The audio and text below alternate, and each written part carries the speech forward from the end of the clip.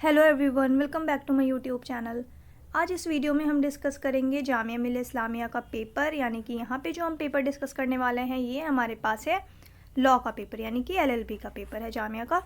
जामिया में जो एंट्रेंस होता है एलएलबी के लिए वो होते हैं उसमें 150 क्वेश्चंस, हर क्वेश्चन 1 मार्क का होता है, यानी कि हर एक क्वेश्चन 1 मार्क का होता है और जो नेगेटिव मार्किंग है वो भी होती है जामिया में।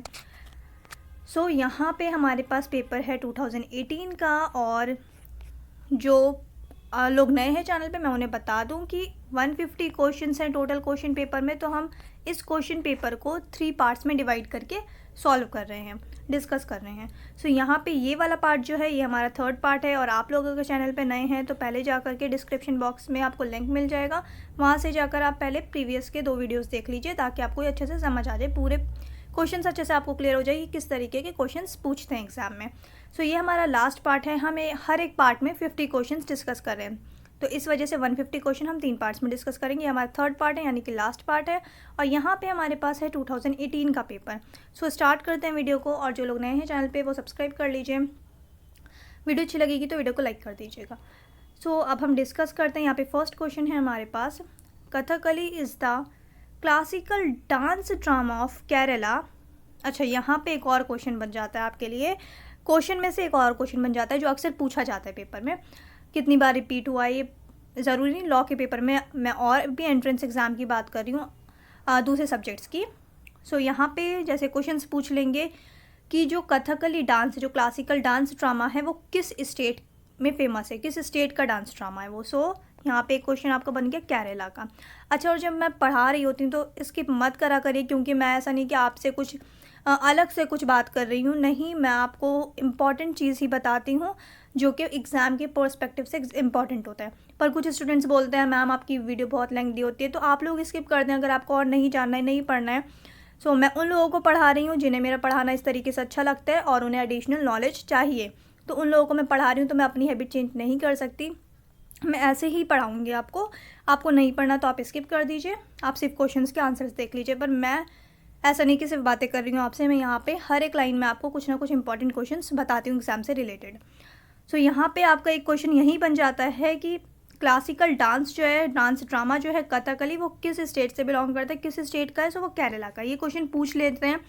मैंने ये क्वेश्चन पढ़ा तो मुझे याद आ गया, मैंने आपको पहले भी सॉल्व करवाया ये पेपर, मतलब इस तरीके का क्वेश्चन, मेरे ख्याल से वो AMU का पेपर था। तो इसको देखते हैं हम, यहाँ पे क्या क्वेश्चन है पूछा है। बेसिकली यहाँ पे पूछा है कि कथकली जो क्लासिकल डांस ड्रामा है केरला का 17th सेंचुरी का, ठीक है, ये भी पूछ सकते हैं वैसे, and is rooted in Hindu mythology, what does the term Kathakali means. तो बेसिकली यहाँ पे जो सिंपल सा मतलब था वो क्वेश्चन में पूछ रहे हैं कि कथकली जो टर्म है इसका मतलब क्या है। तो इसका मतलब होता है स्टोरी एंड प्ले। इस डांस में, कथकली जो डांस ड्रामा, इसमें डांस के थ्रू कुछ प्ले करते हैं वो, या कोई स्टोरी जो है वो आप तक पहुंचाते हैं through dance. So the right answer is a, story and play.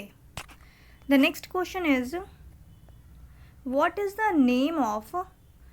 the name of rate at which the RBI lends money to commercial bank in the event of shortfalls of funds. So the right answer is repo rate. B is the right answer. Repo rate होगा इसका answer, यहाँ पे ये गलत किया है, ये नहीं होगा, इसका आंसर है repo rate. The next question is who was the first governor general of India. First governor general of India पूछा है। पहले क्या होते थे, पहले सिर्फ गवर्नर होते थे, देन उसके बाद क्या हुआ, उसके बाद फिर गवर्नर जनरल ऑफ बंगाल हुआ, गवर्नर जनरल ऑफ बंगाल से क्या हुआ, गवर्नर जनरल ऑफ इंडिया हुआ, देन इसके बाद क्या हुआ, इसके बाद हुआ वाइस रॉय, इसके बाद जो टर्म यूज़ की गई वाइस रॉय।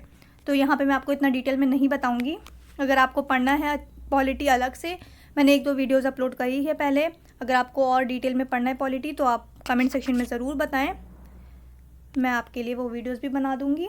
सो यहाँ पे जो बेसिकली ये पूछा गया है कि governor general of India, first governor general of India कौन थे, first. So the right answer is Warren Hastings. Warren Hastings जो है ये first governor general of India थे। अब यहाँ पे अच्छा, कितनी बार ऐसे क्वेश्चंस पूछ लेते हैं कि किस एक्ट के बाद, काफ़ी सारे एक्ट्स आए थे जब ब्रिटिश रूल कर रहे थे, तो किस एक्ट के बाद टर्म्स को चेंज कर दिया गया? पहले गवर्नर था, then governor general of Bengal, then governor general of India, then viceroy. So ये क्वेश्चंस पूछ लेते हैं, अगर आपको जानना होगा तो मुझे बता दीजिएगा, इस पर अलग से वीडियो बना दूंगी। अब यहाँ पे नेक्स्ट क्वेश्चन है, who has been appointed as India's permanent representative in the UN?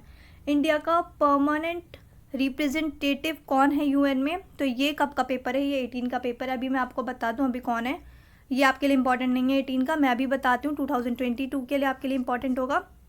सो यहाँ पे कौन है वो जो अभी India's permanent representative United Nations में कौन है? अनुपम राय। अनुपम राय जो हैं ये यूनाइटेड नेशंस में इंडिया की तरफ से परमानेंट रिप्रेजेंटेटिव है। इंडिया के परमानेंट रिप्रेजेंटेटिव कौन है यूनाइटेड नेशंस में? अनुपम राय। ये सीनियर डिप्लोमेट हैं। सो अभी जो है ये है आपके लिए, ये इंपॉर्टेंट है, ये ऑप्शन इंपॉर्टेंट नहीं है। सो ये याद कर लीजिएगा, नाम अच्छे से पूछ सकते हैं पेपर में। The next question is, the president can remove a जज of the Supreme Court. The President can remove a judge of the Supreme Court or the Chief Election Commissioner only on the advice of the Parliament. B is the right answer. Only on the advice of the Parliament. President अपनी मर्जी से कभी भी supreme court के जज को या chief election commissioner को क्या बोलते हैं वो रिमूव नहीं कर सकते हैं।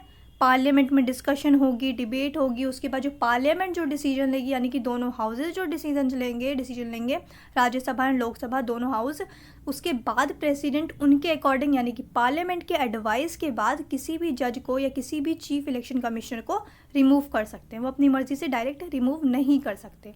सो B is the right answer, only on the advice of the parliament. The next question is, which of the following subjects is or are included in the union list of our constitution? यहाँ पे क्या पूछा है कि union list, अच्छा law के लिए आप प्रिपेयर करें तो इतना तो पता होगा, ये बिल्कुल बेसिक चीज़ है। जो लिस्ट्स होती हैं, 3 लिस्ट होती हैं, union list, concurrent list and state list. So यहाँ पे पूछा है कि यूनियन लिस्ट में हमारे कॉन्स्टिट्यूशन के अकॉर्डिंग जो हमारी यूनियन लिस्ट है उस लिस्ट में कौन कौन से मुद्दे इंक्लूड हैं, मतलब कौन कौन सा सेक्टर किस लिस्ट में इंक्लूड है। सो यहाँ पे जो राइट आंसर है वो होगा D, both B and C. Defence and foreign service जो है ये दोनों ही क्या है, यूनियन लिस्ट के अंडर आते हैं। यानी कि इस पे जो है कोई भी स्टेट कोई अपनी तरफ से लॉ नहीं बना सकता। फॉरेन अफेयर्स एंड डिफेंस जो है ये क्या है, ये सिर्फ और सिर्फ यूनियन गवर्नमेंट यानी कि जो सेंट्रल गवर्नमेंट है वही इन सब चीज़ों को देखेगी, फॉरेन अफेयर्स से रिलेटेड चीज़ों को, डिफेंस से रिलेटेड चीज़ों को। सो ये दोनों चीज़ें कहाँ आती हैं, यूनियन लिस्ट में आती हैं। Both B and C is the right answer. Move to the next question. The next question is, during the tenure of Indira Gandhi emergency was declared in the year. Indira Gandhi के टाइम पे इमरजेंसी लगी थी, ये तो सबको पता होगा, बहुत बेसिक क्वेश्चन है, पर कौन से ईयर में लगी थी ये भी पता होता है, जनरल इजी क्वेश्चन है। So the right answer is 1975। 1975 में इमरजेंसी लगी थी। The next question is, Jamia Millia Islamia stands for. Jamia Millia Islamia का मतलब क्या है, स्टैंड्स फॉर। सो यहाँ पे मैं आपको बता दूँ जामिया का मतलब क्या होता है। जामिया का मतलब होता है यूनिवर्सिटी, जामिया का मतलब होता है यूनिवर्सिटी। मिलिया का मतलब होता है नेशनल, मिलिया का मतलब होता है नेशनल, एंड इस्लामिया मतलब इस्लामिक। सो बेसिकली अगर हम देखें तो जामिया का क्या मतलब बन रहा है, जामिया मिलिया इस्लामिया का मतलब बन रहा है नेशनल इस्लामिक, अच्छा National Islamic University. National Islamic University इसका जो stands for, Jamia Millia Islamia stands for National Islamic University. B is the right answer. So Jamia का मतलब क्या होता है, जामिया का मतलब होता है यूनिवर्सिटी, मिलिया का मतलब होता है नेशनल, एंड इस्लामिया का मतलब होता है Islamic. So national Islamic university. The next question इज, which of the following contributions was or were made by D.S. Kothari Commission towards Indian education? इसका जो राइट आंसर है, D.S. कोठारी कमीशन किस चीज़ के लिए था, ये बेसिकली एजुकेशन के पर्पस से ये कमेटी बनाई गई थी। इंडियन एजुकेशन में डेवलपमेंट वगैरह से रिलेटेड चीज़ें इसमें डिस्कस की गई थी। तो यहाँ पे जो राइट आंसर होगा इसका जो राइट आंसर है वो है all of the above. It put forward the vocationalization of secondary education, ये सारी चीज़ें अच्छे से पढ़ लीजिएगा। It suggested guidance and counselling as an integral part of the education. It states the importance of moral education. So all of the above is the right answer. The next question is the white revolution is related with, white revolution ये किससे relate करता है? white revolution relate करता है milk से। Milk is the right answer. अच्छा, और father of white revolution किसे कहा जाता है? फादर ऑफ वाइट रेवोल्यूशन कहा जाता है वर्गीस कुरियन को। वर्गीस कुरियन को फादर ऑफ वाइट रेवोल्यूशन कहा जाता है। The next question is the establishment of University Grants commission, जिसे यूजीसी कहते हैं, यूजीसी की फुल फॉर्म होती है यूनिवर्सिटी ग्रांट्स कमीशन, ये भी पूछ सकते हैं वैसे। लॉ के पेपर में तो नहीं पूछेंगे, पर जो जैसे टर्किश वगैरह का पेपर होता है वहाँ पूछ सकते हैं फुल फॉर्म। सो यूजीसी की फुल फॉर्म क्या होती है? University Grants Commission. तो the establishment of University Grants Commission was one of the recommendations of Radhakrishnan Commission. B is the right answer, Radhakrishnan Commission. UGC की जो इस्टेब्लिशमेंट हुई है वो किसके रिकमेंडेशंस पे हुई है? वो हुई है राधाकृष्णन कमीशन के रिकमेंडेशन के बाद। B is the right answer. The next question is Jamia Millia Islamia became a central university in, Jamia Millia Islamia central university कब बनी? 1988 में। B is the right answer. अच्छा, जामिया से रिलेटेड जो इंपॉर्टेंट क्वेश्चन है, आप जामिया के लिए एंट्रेंस देने जा रहे हैं तो आपको उसका बैकग्राउंड पता होना चाहिए, हिस्ट्री पता होना चाहिए। सो डिस्क्रिप्शन में आपको लिंक मिल जाएगा, मैंने एग्ज़ाम के पर्सपेक्टिव से वो वीडियो बनाई है, तो आपको वहाँ सारे इंपॉर्टेंट क्वेश्चंस मिल जाएंगे, वहाँ से आप जा करके एक बार देख लीजिएगा जामिया मिलिया इस्लामिया की पूरी हिस्ट्री और जो बैकग्राउंड रहा है, जो इंपॉर्टेंट क्वेश्चंस हैं एग्जाम के पर्सपेक्टिव से। सो वो सारी चीज़ें आपको एक ही वीडियो में मिल जाएगी। डिस्क्रिप्शन में आपको लिंक मिल जाएगा, वहाँ से जाकर पढ़ लीजिएगा जामिया के बारे में अगर आपको पढ़ना होगा। सो इसका जो राइट आंसर है सेंट्रल यूनिवर्सिटी कब बनी जामिया? 1988 में। The next question is which state is not the neighbour of Jharkhand, Jharkhand का जो नेबर है वो कौन नहीं है, मतलब कौन सा स्टेट जो है वो बाउंड्री टच नहीं कर रहा है झारखंड का, मतलब नेबर का मतलब यहाँ पे यही है। सो झारखंड से यहाँ पे जो राइट आंसर है वो क्या है? वो मध्य प्रदेश है, ठीक है। सो मध्य प्रदेश जो है वो क्या है? वो बिल्कुल सेंटर में है, और झारखंड क्या है? ईस्टर्न पार्ट है, झारखंड ईस्टर्न पार्ट है। मध्य प्रदेश से जो मध्य प्रदेश का नेबर है वो छत्तीसगढ़ है यहाँ पे, उसके बाद यहाँ पे झारखंड है। सो झारखंड जो है वो मध्य प्रदेश का नेबर नहीं है, वरना उड़ीसा की बाउंड्रीज भी टच होती हैं झारखंड से, वेस्ट बंगाल की बाउंड्रीज भी टच होती हैं, एंड बिहार की बाउंड्रीज भी झारखंड से टच होती हैं। So Madhya Pradesh is the right answer.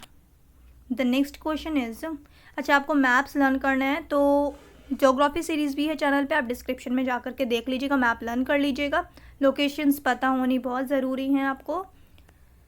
अब नेक्स्ट क्वेश्चन यहाँ पे क्या है? Who was the first Indian to be honoured with Paramvir Chakra. Paramvir चक्र जो है ये सबसे पहले किसको मिला था? परमवीर चक्र जो है ये सबसे पहले मिला था Lieutenant General Somnath Sharma. D is the right answer. Somnath Sharma ji को ये सबसे पहले मिला था। अच्छा, और ये वाला क्वेश्चन जो है, यानी कि ये जो स्टैटिक का पार्ट है ये मैंने आपको अपनी स्टैटिक वाली वीडियो में करवाया है। सो वो भी आपको डिस्क्रिप्शन में लिंक मिल जाएगा, आपको स्टैटिक जीके पढ़नी है तो आप वहाँ से जाकर पढ़ लीजिएगा। The next question is 2020 summer Olympic games will be held at, will be इसलिए लिखा है क्योंकि ये 18 का पेपर है। सो अब तो ये हो चुके हैं 2020 में समर ओलंपिक, तो ये कहाँ हुए थे? टोक्यो में हुए थे, जापान में। B is the right answer, Tokyo. The next question is the second 5-year plan was formulated in, second 5-year plan कब बना था? सेकेंड 5-year प्लान बना था 1956। A is the right answer. Move to the next question. The next question is the boundary between India and China is known as, India and China की जो boundary line है, क्या नाम है उस boundary line का? उसका नाम है McMahon line. McMahon line is the right answer. और रेड क्लिफ लाइन, इंडिया और पाकिस्तान के जो बॉर्डर है वो है red Cliff line. McMahon line है इंडिया और चाइना के बीच में जो बॉर्डर है, उस बॉर्डर का क्या नाम है? McMahon line. The next question is who among the following decides whether a particular bill is money bill और नॉट? कौन डिसाइड करता है कि कोई भी जो बिल है वो मनी बिल है या फिर मनी बिल नहीं है? So the right answer is speaker of Lok Sabha. D is the right answer.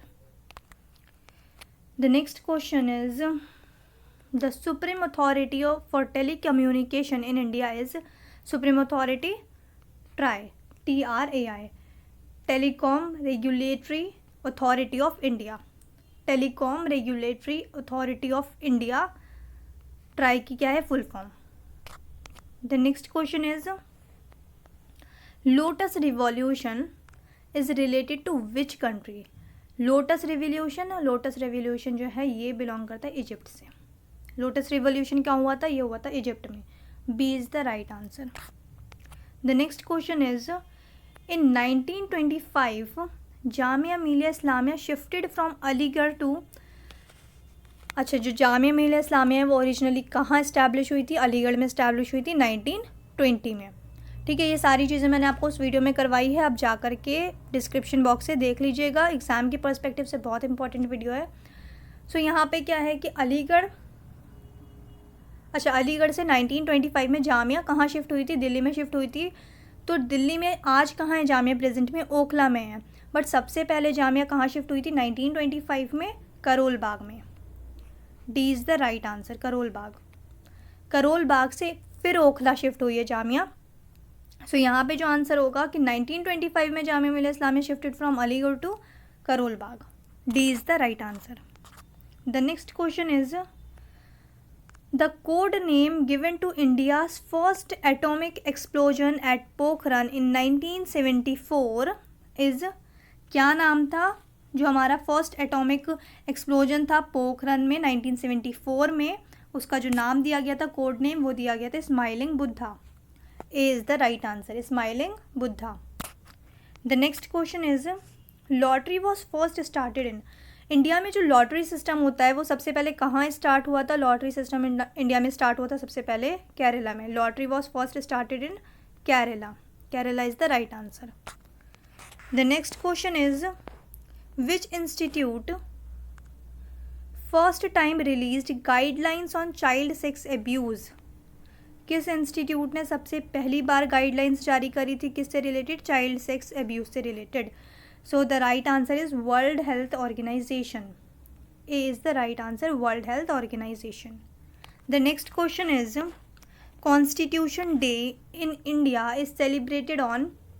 India में हम कॉन्स्टिट्यूशन डे कब सेलिब्रेट करते हैं? कॉन्स्टिट्यूशन डे सेलिब्रेट किया जाता है नवंबर 26 नवंबर को. क्यों करते हैं? क्योंकि 26 नवंबर को हमारा जो पूरा कॉन्स्टिट्यूशन था वो एक तरीके से पूरा कंप्लीट हो गया था, तैयार हो गया था. और कॉन्स्टिट्यूशन पूरा लिखने में कितना वक्त लगा है? 2 years 11 months and 18 days. तो ये पूरा टाइम था, यानी कि ऑलमोस्ट 3 years थे, पर आपको एग्जैक्ट पता होना चाहिए. 2 years 11 months and 18 days. और यहाँ पे 26 नवंबर 1949 में पूरा कंप्लीट हुआ था हमारा कॉन्स्टिट्यूशन. पूरा लिखा गया था और सबकी मंजूरी भी मिली थी. और उस दिन काफ़ी सारी चीज़ें, काफ़ी सारे लोगों ने साइन भी किया था. और जो बाकी जो बच गए थे लोग, जो पार्लियामेंट के मेंबर्स जो बाकी बच गए थे, उन्होंने कब किया था? 24 जनवरी को. उसके बाद फिर 26 जनवरी को इम्प्लीमेंट किया था पूरी तरीके से कॉन्स्टिट्यूशन में. जितने भी आर्टिकल्स हैं, जितने भी लॉज बने थे, वो सब 26 जनवरी को हमने क्या किया था? इम्प्लीमेंट स्टार्ट किया था. मतलब इसलिए हम रिपब्लिक डे कब सेलिब्रेट करते हैं? 26 जनवरी को.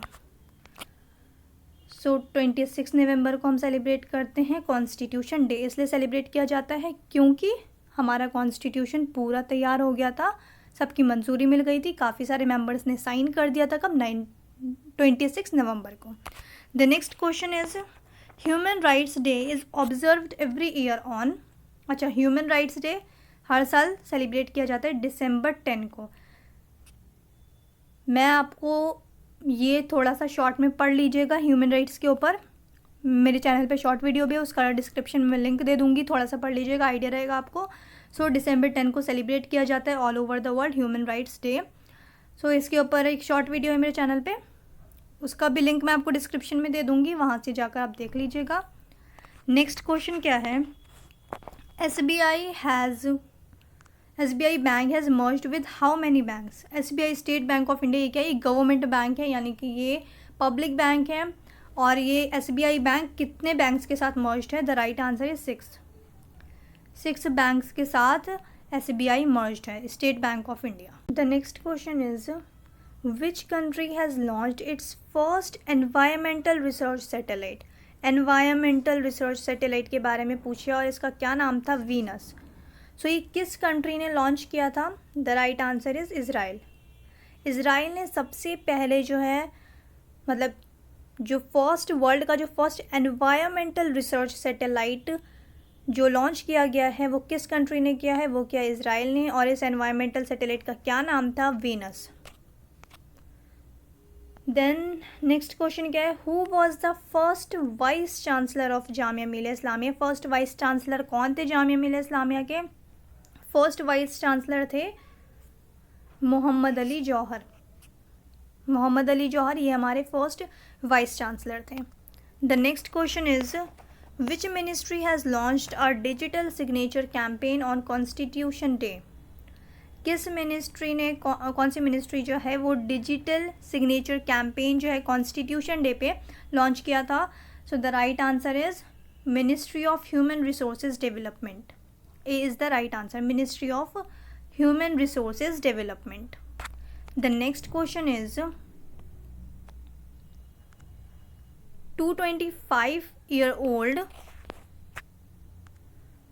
225-year-old armory of which 18th century warrior was recently relocated 100 meters away from original site, making it the first exercise in the history of Indian Railways? So इसका जो राइट आंसर है, the right answer is Tipu Sultan. Tipu Sultan is the right answer. The next question is which state has initiated a ₹2,000 crore project for modernization of the Sriram Sagar project? The right answer is Telangana. Telangana is the right answer. The next question is how many surah does the Holy Quran contain? Quran में कितने सूरा हैं, कितने chapters हैं? The right answer is 114। 114। अच्छा, Islamic history series अगर exam के perspective से पढ़नी है आपको तो वो पूरा जो है पूरी सीरीज़ मौजूद है चैनल पे, उसका भी डिस्क्रिप्शन में आपको लिंक मिल जाएगा, अगर आप चाहें तो जाकर देख लीजिएगा। The next question is what is the name of India's fastest and first multi petaflops super computer recently inaugurated bye minister of S&T doctor Harshvardhan? Science and technology है यहाँ पे, S&T मतलब साइंस एंड टेक्नोलॉजी। रिसेंटली मतलब 2018 का paper है, तो उस time के करंट अफेयर था ये। सो जो इसका राइट आंसर है वो है Pratyush. Pratyush is the right answer. The next question is who is described as the father of surgery? Father of surgery किसे कहा जाता है? फादर ऑफ सर्जरी कहते हैं Qasim al Zahrawi. A is the right answer, Qasim al ज़हरावी।